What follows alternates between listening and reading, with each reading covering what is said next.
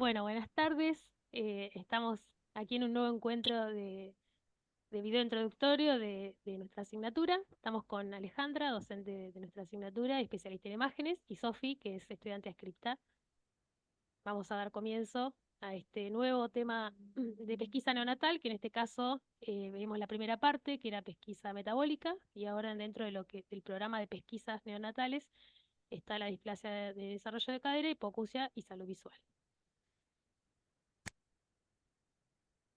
Recuerden la importancia de los objetivos en cada uno de los encuentros, más que nada para enfocar la lectura y enfocar obviamente el estudio y incluso el armado de las guías, ¿no? Esto va a estar en cada uno de los encuentros, van a tener los objetivos. En este caso están dirigidos al diagnóstico temprano y oportuno de la displasia de cadera, a reconocer la anatomía normal de la cadera, así como obviamente cuando está alterada, los factores de riesgo para desarrollo de cadera, métodos diagnósticos, y en cuanto a la hipoacusia, el marco legal y procedimientos para la detección precoz y puntos claves para la pesquisa de alteraciones del ojo, ¿sí? Con el método del reflejo rojo, del reflejo de ojo rojo. Bueno, en cuanto a la displasia de desarrollo de cadera o displasia evolutiva de la cadera, en realidad es una serie de anormalidades, ¿sí? Morfológicas y dinámicas de la articulación de la cadera. Anteriormente se la conocía como luxación congénita de cadera porque se creía que se producía en el periodo prenatal, que ya esos niños y niñas nacían con la cadera eh, luxada, digamos, ¿no? O subluxada. Y después se fue descubriendo que en realidad también tiene que ver, y principalmente tiene que ver, con una alteración en la etapa neonatal, ¿sí? En los primeros meses de vida. Entonces, esos primeros meses de vida es cuando se tiene que empezar a formar la cavidad cotiloidea, y eso se va a producir gracias al choque de la cabeza del fémur con esa cavidad que al principio va a estar relativamente plana y se va haciendo más cóncava a medida que ese choque estimula, ¿sí? Estimula la circulación, y eso va generando el núcleo de osificación y la cobertura cartilaginosa del otro lado, en lo que es la articulación, ¿sí? Coxofemoral.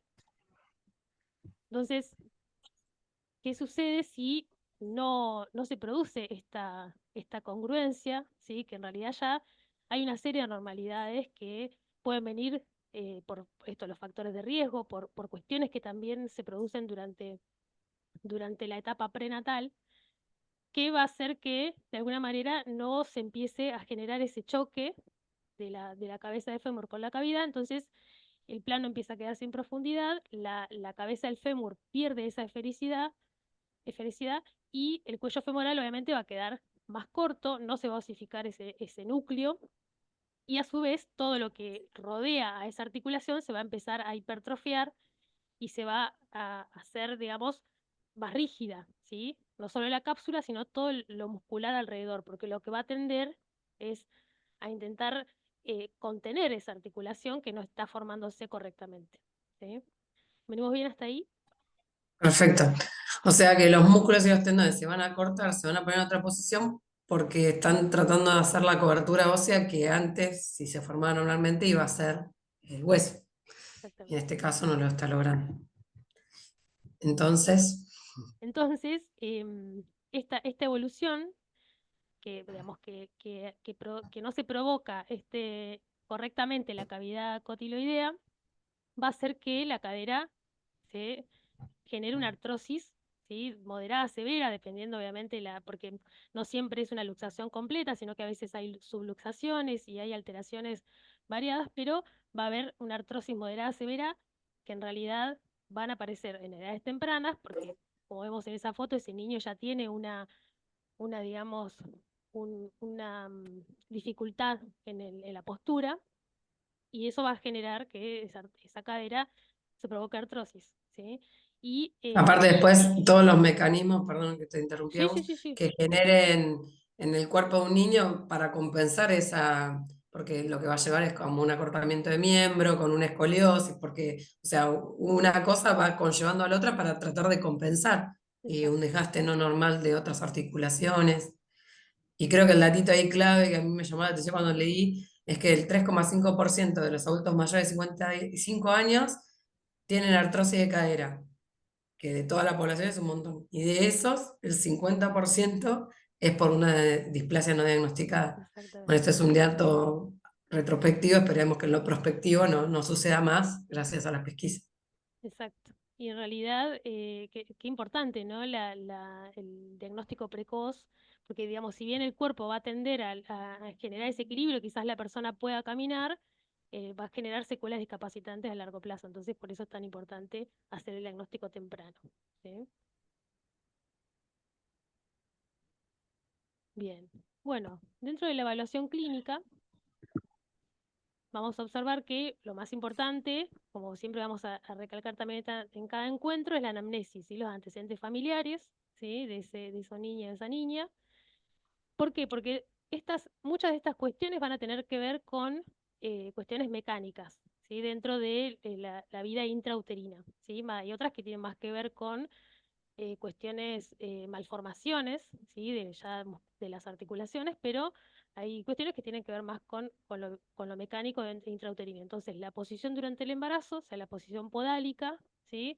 Hace que tenga más restricción al movimiento. El embarazo gemelar tiene menos espacio. El sexo femenino tiene que ver con una cuestión hormonal, sobre todo, y después otras alteraciones alteradas como tortícolis congénita, pie-bot, ¿sí?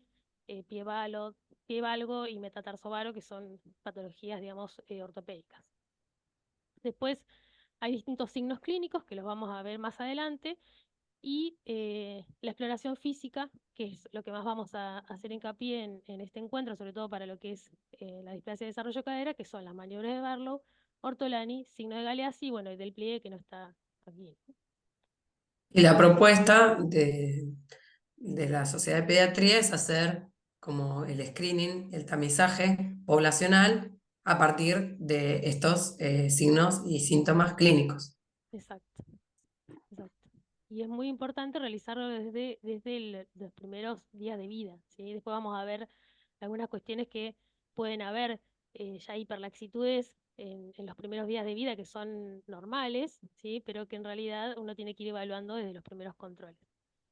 Hay algunas posturas favorables y desfavorables que fueron encontrando, digamos, obviamente en las secuelas que se generaban a largo plazo, eh, y que hay ciertas culturas donde se envuelve a los niños, como podemos ver en estas fotos, em, en las que justamente no favorecen ese choque de la cabeza femoral en la articulación, y otras como los El fulares, arnés y el exacto, folar, el que está en fular, abducción, que es mejor que esté en exacto. aducción constante, que no permite tanto el contacto. En abducción hay más contacto de la cabeza femoral con el cótilo. Exactamente.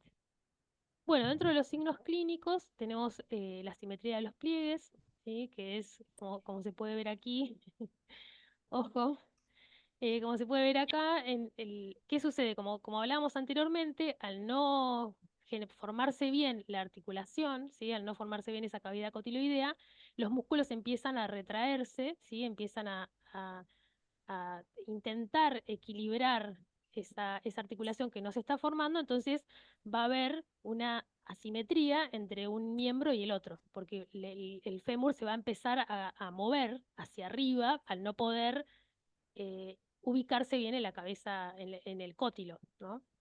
Entonces, ahí es donde lo podemos observar como un signo clínico, porque los plieguecitos de como se ve ahí, glúteos, se van a ver distintos. Fíjense que, como señala Ale, de un lado se ven como más arriba que los otros, ¿sí? Más eh, asimétricos sobre todo. Y eso ya es igual un signo más tardío, ya eso habla de que esos músculos se están empezando a retraer porque no se está formando la cavidad.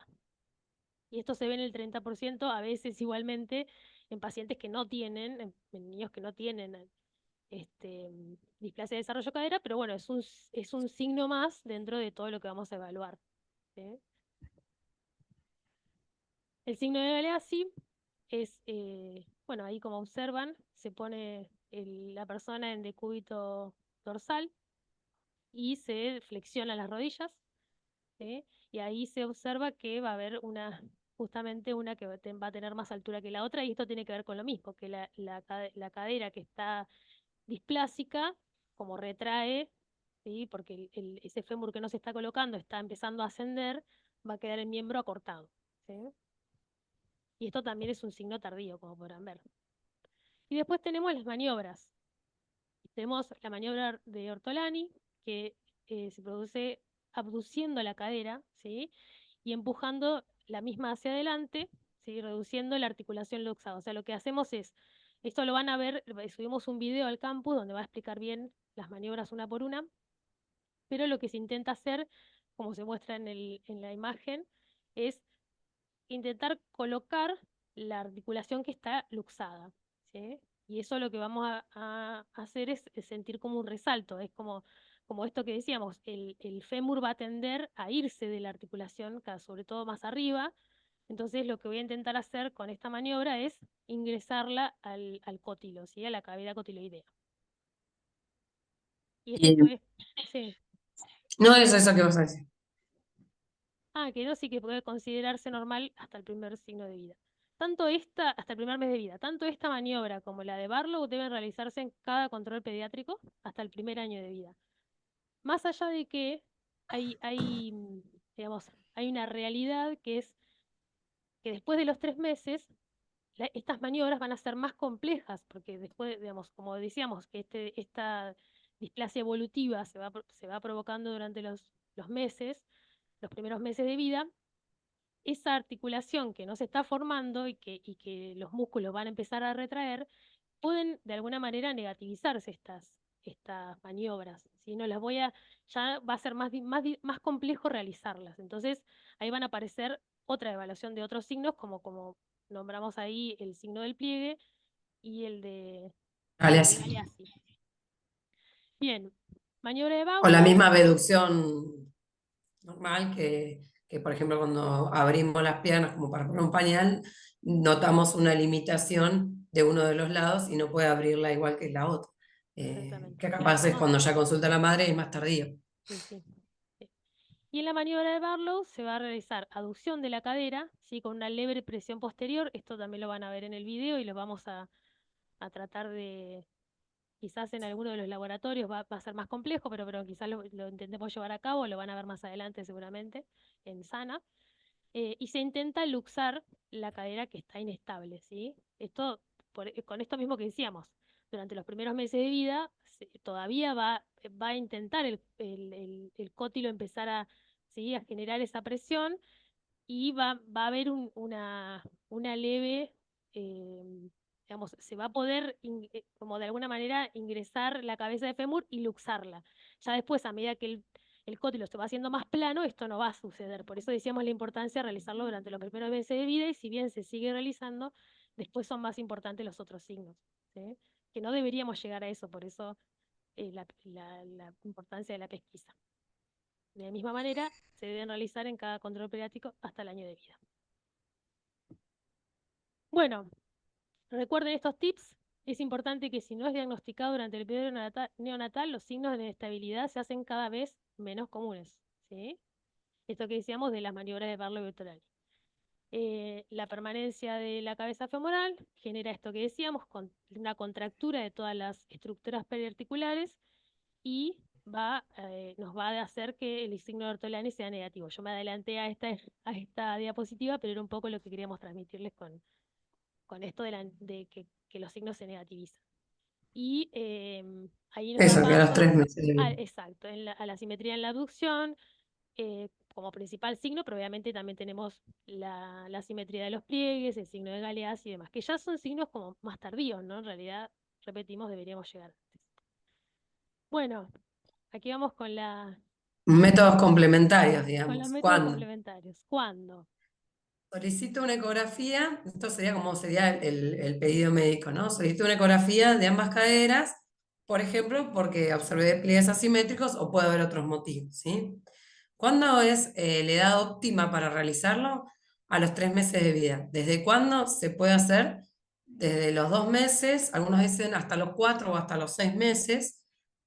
Todo va a depender de hasta cuándo me permita el paciente, pero cuando yo lo hago de forma de screening, lo ideal es entre los 3 y 4 meses.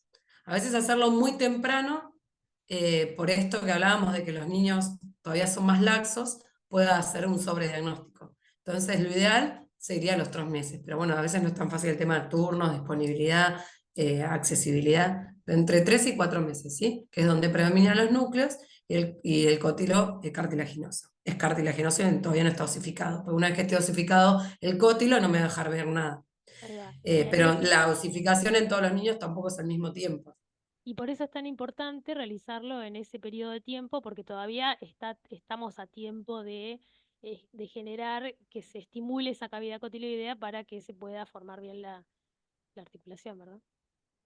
Y también puede ser que se solicite, porque una vez que yo hice el diagnóstico e instauro un tratamiento, es evaluable la mejoría a partir de ecografía. Entonces, con el arnés de Pavlik, que es un arnés que permite la deducción, puedo mirarlo a través de ecografía y ver si mejora y es correcta la postura del arnés. ¿Qué ventajas tiene? Que no usa radiación, que es repetible, que es dinámico porque voy a ver y puedo hacer las maniobras de Barlow y Bertolani mientras que realizo la ecografía. No solo evalúa las estructuras óseas como el núcleo de osificación, sino también que va a estar viendo todas esas partes cartilaginosas y partes blandas que decíamos que se podían retraer y contraer y bueno, que lo permite evaluar durante el tratamiento y bueno, como desventajas, que a veces necesita un operador entrenado, que como el que realiza el procedimiento es un médico, tiene un costo mayor, o puede ser que no todas las ciudades haya un médico entrenado, y después de cierta edad, cuando ya se cosifican las estructuras óseas, no permite el hueso observar las estructuras porque hace sombra y bueno, ya no sería viable la ecografía. Y bueno, ¿qué voy a evaluar con la ecografía? El músculo glúteo, el trocánter mayor, el cartílago de conjunción, el tejido cerebral subcutáneo, todo lo que rodea la cavidad. La profundidad del acetábulo, esto que decíamos de que fuera esférico y no plano, de esa cabeza, la mitad tiene que estar dentro del hueso, o sea que la mitad tiene que estar cubierta por hueso y la otra mitad por fuera, recubierta por las partes blandas. Voy a ver ese porcentaje, si está metido dentro o no. Y puedo, por maniobras, ver si hay luxación o no. Esto es como a modo comparativo para que uno cuando ve una ecografía pueda entender dónde estamos. Esto es una pelvis de frente en una radiografía en la cual voy a ver la columna que termina con el hueso sacro, los alerones pélvicos y, perdón, coxal quise decir, con el hueso coxal, los alerones sacros y vamos a ver las ramas pubianas y isquiáticas y los fémur, que todavía no tienen calcificadas las cabezas femorales, ¿sí? Entonces, en esta placa, si nosotros posicionáramos las ecografías que estamos viendo, las tenemos que poner como paradas, porque generalmente esta imagen la vemos acostada, que van a ser las próximas. Esto sería la cabeza femoral, que en la radiografía no la veo y en la ecografía sí, es este círculo, que iría acá, pero todavía no está formado por hueso, entonces no lo veo en la radiografía y lo veo en la ecografía. Esta es la cabeza femoral, esto blanquito ecogénico es el núcleo de osificación, el resto lo veo hipoecoico, porque es cartílago, tiene mucha agua. Luego voy a ver este borde, que es el borde óseo, que es la cavidad acetabular que está acá, que después va a formar la ceja cotiloidea, y bordeando este borde de afuera, todo esto son las partes blandas musculares, y el tejido celular subcutáneo y la piel, porque estoy apoyando el transductor de este lado. Esta es una cadera y después evalúo la otra, porque por ecografía puedo dar una, en radiografía puedo comparar. Entonces, un poco lo mismo que decíamos. El cartílago trigeminal radiado, que sería donde se unen estas 3 estructuras óseas, esta con esta, que es acá, que acá ya está formado por hueso y acá todavía es cartílago, es esta parte de acá de la ecografía. Esta cabeza que va acá, que no la tenemos, y bueno, los glúteos, la fase interglútea, todo lo que decíamos, ¿sí? Y esta parte de acá sería el hueso ilíaco que se continuaría acá, ¿sí? Y fíjense la diferencia entre un niño neonato, que las estructuras óseas todavía no están fusionadas porque hay cartílago. En cambio, en un adulto ya tengo la ceja cotiloidea formada por hueso, tengo todas las estructuras óseas de la pelvis unidas, formando un solo hueso. Entonces, lo que evaluábamos era lo que decíamos, voy a evaluar Sí, la cabeza femoral yo la voy a ver así a la ecografía, acostada, no parada como les mostraba. Si la cabeza femoral está dentro de la ceja cotiloidea, que es cóncava, que era lo que decíamos, y si se logra formar el núcleo de osificación, y si está adentro. Por eso estas medidas que decíamos, parte de cobertura cartilaginosa y parte de cobertura ósea. Tiene que estar esa proporción. Si esa proporción no se corresponde, es porque está luxada, está por fuera. También hay otra forma de medida por ángulos. Si el ángulo beta va a representar la cobertura cartilaginosa y el alfa la ósea. Si el ángulo está, si la cabeza, perdón, está por fuera de la cavidad, el ángulo alfa va a disminuir porque va a quedar menos de cobertura ósea y el beta va a aumentarse porque va a haber más por fuera de la cavidad ósea. Más allá de todo esto de los ángulos, que es por si solo lean un informe sepan de dónde sale, lo que tienen que entender es que ahora no tengo la forma de cucharita, la esfera no está dentro de la cucharita, se aplanó la cavidad ósea, se aplana y esto es una subluxación, esta es una luxación completa, casi no contacta, está todo afuera de la esfera. Y esto es lo que queremos que entiendan, digamos, desde la ecografía. Siempre van a ir con un informe, entonces uno lo que tiene que entender es la descripción y no tanto la imagen, porque eso lo va a hacer el especialista. Pero un poco la idea de nosotros es que entiendan por qué se habla de un método o de otro y para qué sirve. Cuando solicito una radiografía, voy a solicitar radiografía de frente de ambas caderas comparativas. Puedo poner Barlow positivo, Ortolani positivo, sospecha de displasia de cadera, de luxación de cadera. ¿Sí? ¿Qué ventajas tiene la radiografía? Que capaz en un ratito un técnico puede hacer 50 pacientes porque entra uno, saca la placa y se va, entra otro, saca la placa y se va, entra otro. Y obviamente que la hora de costo de un técnico no es lo mismo que la de un médico. Y después capaz en un lugar alejado va una vez por semana o cada 15 días un médico e informa todas las placas juntas. O mismo el pediatra entrenado puede leerla. Sí tiene radiación, pero es poca, o sea que eso sea por un lado desventaja y por otro tampoco es tan desventaja porque no es una radiación tan alta que le genere una secuela en la vida del niño si le hacemos una, dos, tres placas por este motivo que le vamos a salvar de no ser rengo, no tener una artrosis, no tener una discapacidad. Eh, bueno, ser rengo no, eso está mal dicho. De paso, digo para que no se habla así, sino se dice tener una renguera, tener una discapacidad y no ser discapacitado. Eh, y bueno, a veces es difícil lograr una buena postura para poder tener una comparación simétrica y que el niño se quede quieto y poder valorar las estructuras y que solo valora las estructuras óseas y que no es dinámica, no voy a poder hacer las maniobras mientras que hago. Bueno, no sé cómo voy de tiempo, Agus. Repasamos esto que vamos a ver en clase de las líneas. Tenemos unas líneas verticales que va a trazar el pediatra o el radiólogo para poder analizar las estructuras óseas y poder imaginar lo que está pasando con las partes blandas que no vemos, que son las líneas de Perkins, y una línea horizontal, que es la línea de Ginger-Reiner. La de Perkins va a ir por fuera del acetábulo, el borde del acetábulo, y la parte superior, 2 tercios internos del fémur, y por dentro del fémur. Y la de Ginger-Reiner va a pasar por el cartílago trirradiado, que era lo que decíamos que era cartílago y no osificado en los niños, que luego se osificará y formará el cótilo. Esto que está acá es un triángulo que sirve de protector para los genitales para no irradiar, ya que los genitales son las partes con más mitosis y más sensibles a la radiación. Y otra línea que nos ayuda es el arco de Shenton, o línea de Shenton, que lo que traza es como una línea imaginaria que iría por dentro del fémur, luego seguiría la rama del iliopubiana, ¿sí? Y tendría que tener esta continuidad que observamos como arco. Si está desplazado porque no encajó, va a ser que esté ascendida y rotada, y esa línea va a quedar como entrecortada, no continua, ¿sí? Y eso sería una sospecha de luxación. Les Y recomiendo después, que mientras vean el video agarren la guía y vean el ejercicio que tienen en la guía sobre esto, ¿no?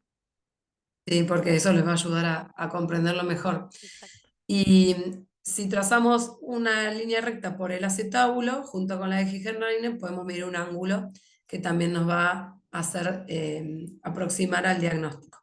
Y esta imagen radiopaca, porque todo lo que es blanco en la radiografía se llama radiopaco porque frena los rayos, nos va a permitir sospechar que es el centro de la cabeza donde se está osificando, que es el núcleo de osificación, entonces que la cabeza femoral va a quedar ubicada acá finalmente. Si esto es correcto, entre la línea de Perkins y la de Hirschel-Reiner se determinan 4 cuadrantes, ¿no? Superior interno, superior externo, inferior interno. Tiene que quedar en el inferior interno para decir que es normal. Si está desplazada por la luxación, generalmente va a ascender y va a estar externo y superior. Acá es un esquemita para mostrar una cadera sana a la izquierda y una luxada a la derecha, en la cual podemos ver que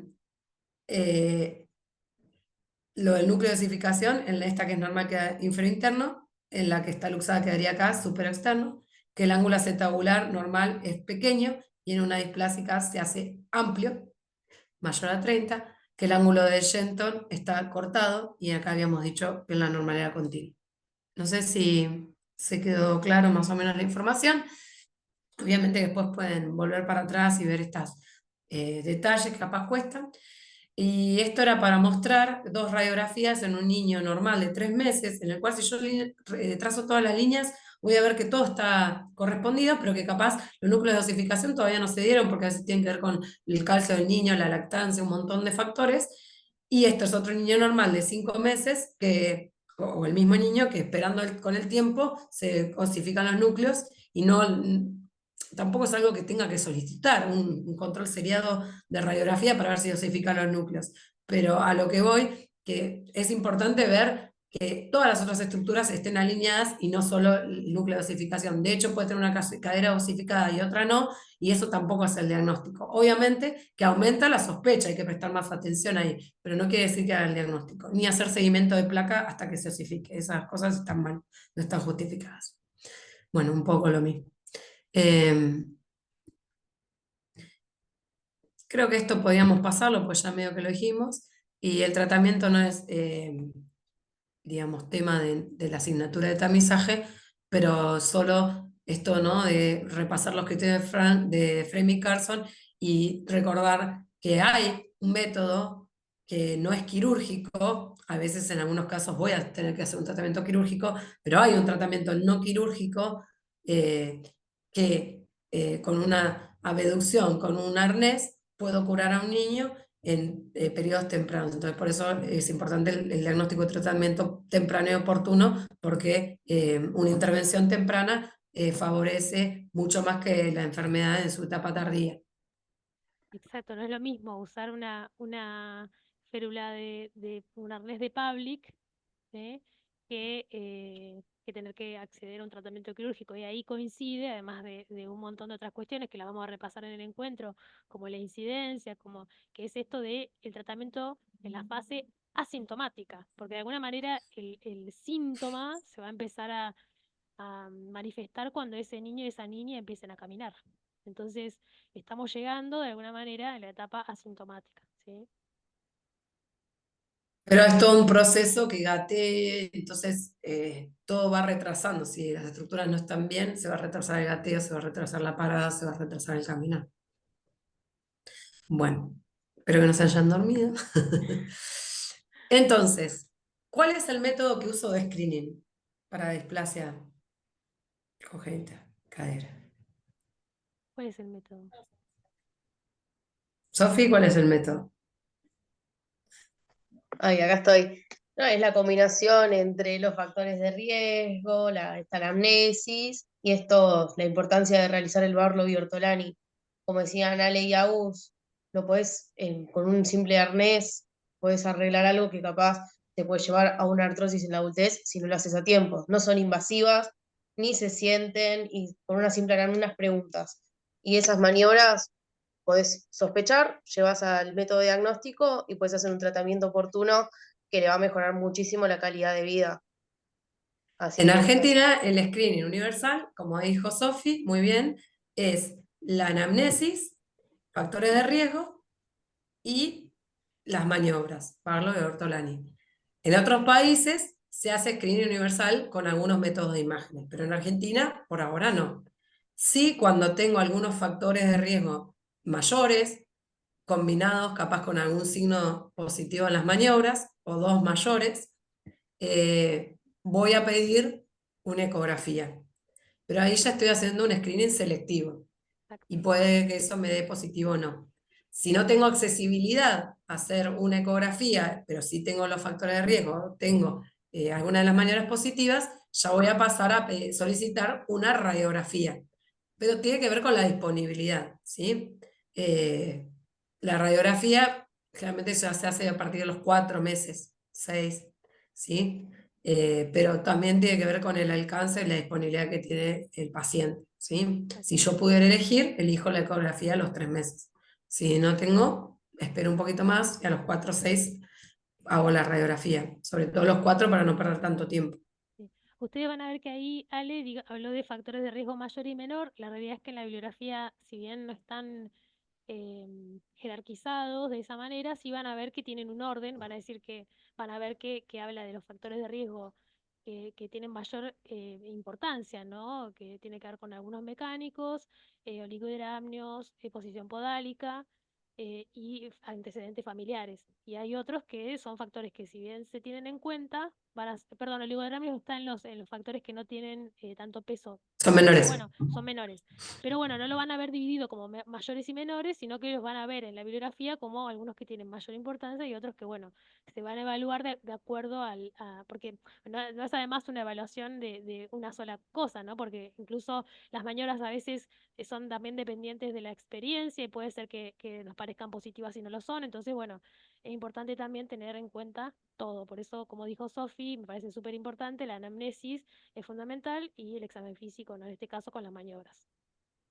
Y después, por otro lado, el último puntito decía sobre diagnóstico. eh, bueno, a veces en imágenes o con algunas cosas lo que sucede es que uno dice, bueno, voy, saco turno, lo pago, tengo un amigo, me contacto y ya le hago mi bien nace porque yo tuve displasia de cadera. Entonces, ahí lo que estoy haciendo es llevar al niño antes de tiempo, cuando todavía tiene una hiperlaxitud y es muy probable que haya una subluxación. El estudio se lo van a hacer igual, pero van a poner que capaz se ve una subluxación que podría, o una inestabilidad de la cadera que podría estar asociada a la temprana edad. Y voy a tener que seguir repitiendo ecografías y pagando capaz para llegar hasta los meses que es recomendable. Entonces, a veces antes no es mejor, o sea, las cosas tienen una indicación por un motivo en una cierta edad. Y entonces, por eso también en otros screening se ha desestimado hacerle a toda la población ecografía, porque había mucho sobrediagnóstico y mucho sobretratamiento. Acuérdense que el sobrediagnóstico es poblacional, entonces yo no puedo saber a quién le hice sobrediagnóstico y a quién no. Exacto. Ahí también la importancia de individualizar, ¿no? Bueno, vamos a hablar, nos quedan 5 minutos de reunión, así que vamos a hablar brevemente de hipoacusia y salud visual. ¿Sí? La hipoacusia es cuando el déficit es mayor a 40 decibeles, esto así es como se mide, digamos, la capacidad auditiva. La prevalencia es de 1,5 a 6 cada 1000, ¿sí? Recién nacidos vivos. Y la pérdida significativa está presente en un porcentaje del 1 al 3% y del 2 al 4 de los que asisten a terapia intensiva, digamos, los que tienen alguna complicación. Esto se clasifica de acuerdo al sitio de lesión, ¿sí? Puede ser oído externo, oído medio, que son conductivas, perceptivas cuando ya está en oído interno coclear o retrococlear, y mixta cuando son conductivas y perceptivas. O sea, hay distintos grados de pérdida y según las causas pueden ser prenatales, malformaciones congénitas, infecciones intrauterinas, perinatales, un niño prematura, asfixia durante el parto o posteriormente, hiperbilirubinemia grave, por eso también es importante y lo vemos como un tema, y postnatales como meningitis, otitis, uso de medicamentos ototóxicos y demás. ¿Sí? Lo importante de la hipoacusia es que hay una ley nacional que digamos, propone y como obligatoria la detección precoz de esta alteración, ¿sí? Y obliga a realizar las autoemisiones a todos los recién nacidos antes del tercer mes de vida, porque es también donde sabemos que genera mayor impacto poblacional en las posibles consecuencias de una hipoacusia no detectada. Actualmente se utiliza las autoemisiones acústicas, es una Una prueba sencilla que detecta sobre todo anomalías del oído medio e interno, y esto es importante porque no va a detectar las cuestiones conductivas, ¿sí? En el nervio auditivo, por lo tanto, esto se hace en niños que son aparentemente sanos, ¿no? Porque también tenemos que, en niños que ya han tenido infecciones, que tienen algún antecedente familiar, que hay otras cuestiones que se ponen en juego, ahí ya directamente voy a evaluarlo de otra manera, como los potenciales evocados, y eso lo van a ampliar en la bibliografía, ¿sí? Bien, Ese estudio lo hace el fonoaudiólogo y es de pesquisa. exacto. Y cuando paso al cuadrito es mejor, Sí, dale. cuando da alterada las autoemisiones, se repiten porque pueden tener muchos falsos negativos, perdón, falsos positivos por que esté tapado el conducto auditivo externo por cera o pelos, entonces, porque esté con rinitis el bebé, entonces hay que repetirlas varias veces, no una vez más, para ver si era una cuestión casual y esperar que no esté resfriado ni nada. Si da normal el control pediátrico y si alterada, ahí sí se deriva al otorrino y se hacen los potenciales evocados. Exactamente. Tienen alta sensibilidad, alta especificidad, así que son estudios que tienen un aval científico fuerte para esta detección precoz, ¿no? La importancia de la pesquisa es con esto que decíamos, reduce las consecuencias de trastornos no diagnosticados, ¿sí?